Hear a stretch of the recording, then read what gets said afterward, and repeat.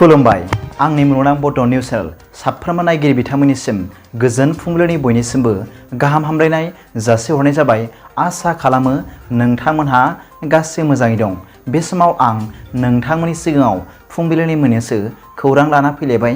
अन्नानै भिडिअखौ स्किप खालामाजासे जोबजासिम नायलांदो। दिनैनि फुंबिलिनि मोननैसो खौरांफोरा जाबाय।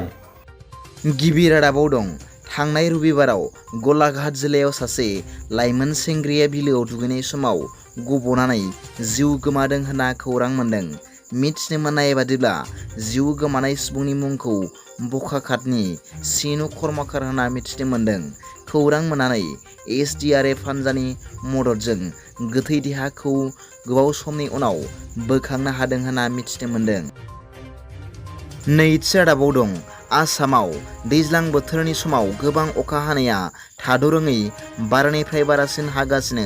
मख'नो गोनांदि बे समाव बोथोर बिगियान इन्डिया मेट्र'लजिकेल डिपार्टमेन्ट एबा IMDआ रायजो राजाफोरनो सांग्रां खालामना फोसावना होदोंदि आसामनि सा सानजा रायजोआव फैगौ 7 जुलाइसिम थाद'रोङै गोबां अखा हागोननि सांग्रांथि होदों। मख'नो गोनांदि जोंनि बिटिआर हालामनि जिल्लाफोराव क'क्राझार, चिरां, बाक्सा आरो उदालगुरियावबो अखा हानायनि सांग्रांथि फोसावनानै होदों। थामथि रादाबाव दं। सासे 16 बोसोर बैसोनि उन्दै हिन्जावसाखौ जिनाहारि खालामदों लंफर अट' रिक्सा ड्राइभारा। मिथिनो मोननाय बादिब्ला बे उन्दै हिन्जावसाया खाथिनि गलायाव मबाइल रिचार्ज सोनो होनना 26 जुन खालि फैदोंमोन। नाथाय लंफर अट' रिक्सा ड्राइभारा बे 16 बोसोर बैसोनि उन्दै हिन्जावसाखौ जिनाहारि खालामनाय जाथायाव कामरुप जिल्लानि दिगारु दैमायाव उन्दै हिन्जावसानि गोथै देहाखौ 30 जुलाइ खालि बोखांनो मोनो। जिनाहारि खालामग्रा लंफर सुबुंनि मुङा बाबलु थुमुं होनना मिथिनो मोन्दों। मख'नो गोनांदि दायनिगिरि लंफर जिनाहारि खालामग्रा बाबलु थुमुंखौ पुलिसनि गोख्रों सिग्रोमनायनि गेजेरजों हमना लाबोयो पुलिस कास्टडियाव। ब्रैथि रादाबाव दं। दिनै 4 जुलाइ मंगलबाराव हादरनि गाहाय मन्त्रि मानाव गेदेर नरेन्द्र मदि बिथाङा भार्चुएलि भिडिअ' कनफारेन्सनि गेजेरजों मोनथाम हादरनि हादरगिरिफोरजों सावरायलायगोन होनना मिथिनो मोननाय जादों। बे मोनथाम हादरफोरा जाबाय रासिया, चाइना आरो पाकिस्तान होनना मिथिनो मोननाय जादों।